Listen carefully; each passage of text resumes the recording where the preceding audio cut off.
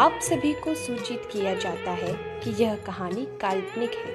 कृपया इसे वास्तविकता से न जोड़ें। ये सिर्फ मनोरंजन की दृष्टि से लिखी हुई कहानी है। इस कहानी का मुख्य कारण केवल हमारे चहेते सितारों के प्रति समर्पण को दर्शाना है। कहानी में लिखे गए किसी भी दृश्य को वास्तविकता से जोड़ने का पाप न करें। कहानी का आनंद लें।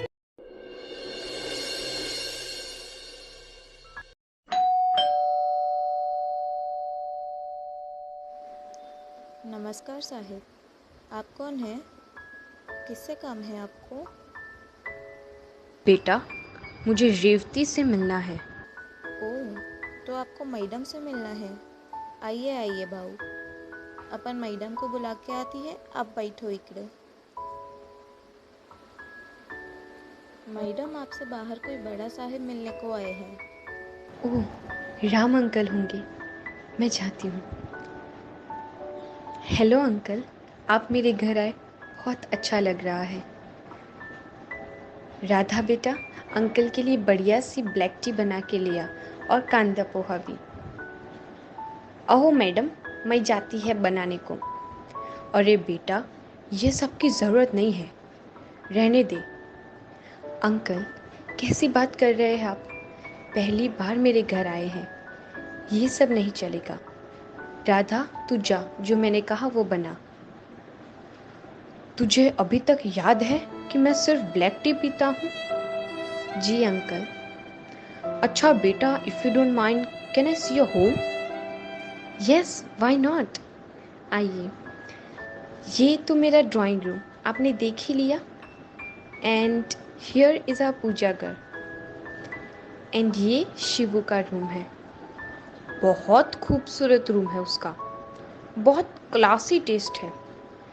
अच्छा बेटा, तेरा रूम? हाँ आइए ना, ये है मेरा रूम। बेटा, बुरा ना माने तो एक बात बोलो, रमन की एक भी तस्वीर नहीं है तेरे घर पे? हाँ अंकल, बस शिवीना की वजह से नहीं लगाई।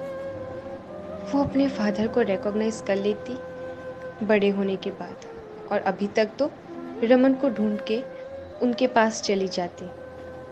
आई नो आप भी सोच रहे होंगे कि मैं सेल्फिश हूँ, तो हाँ, क्या करूँ अंकल। रमन के पास डैडी जी, आप, वीरेन सब थे, और यहाँ रमन से दूर रह के मेरे पास बस उसकी यादें और शिविना थी। बस इसीलिए घर में उसकी पिक्चर्स नहीं लगाई।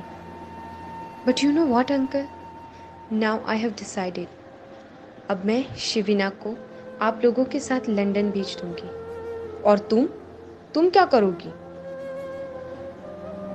बोलो, अकेले रमन और शिविना के बिना कब तक सरवाइव कर पाओगी? बेटे, अपनी जिद छोड़ दो, चलो रमन के पास चलो। अंकल, ये मेरी जिद नहीं है, मैं बस रमन के सामने जा ही नहीं पाऊंगी।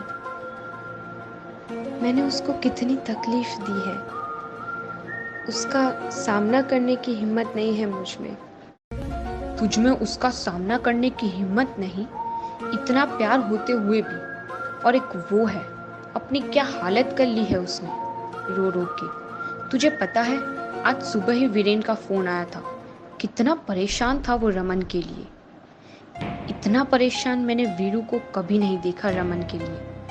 आजकल रमन दिन भर नशे में रहता है और सिर्फ तेरा नाम लेके रोता है। कहता है अगर रेवती वापस नहीं आई तो मैं मर जाऊंगा। सुबह वीरू के फोन आने के बाद से मैं परेशान था, इसीलिए मैं तुझसे बात करने यहाँ आया।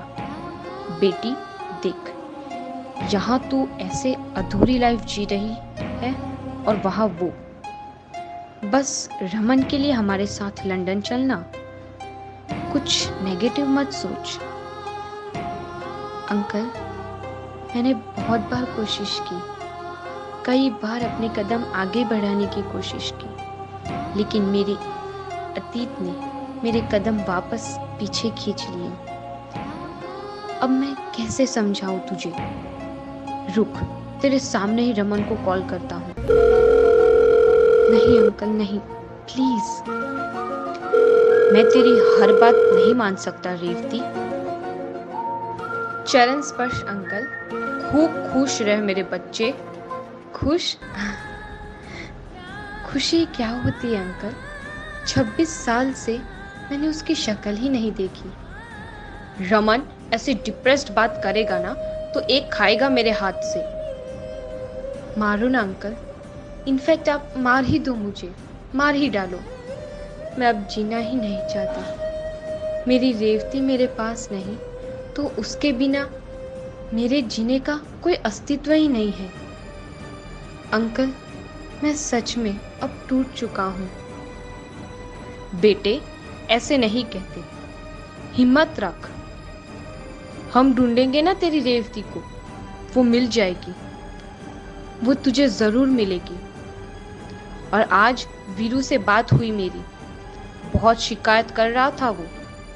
वीरू के लिए ही सोच थोड़ा। अपना ख्याल रख बच्चे। जी अंकल, कोशिश कर रहा हूँ, पर शायद अब मेरी फीलिंग्स मेरे बस में नहीं। अच्छा बेटा, जा तू वीरू के पास बैठ। मैं बाद में बात करके तेरी खबर लूँगा। Take care.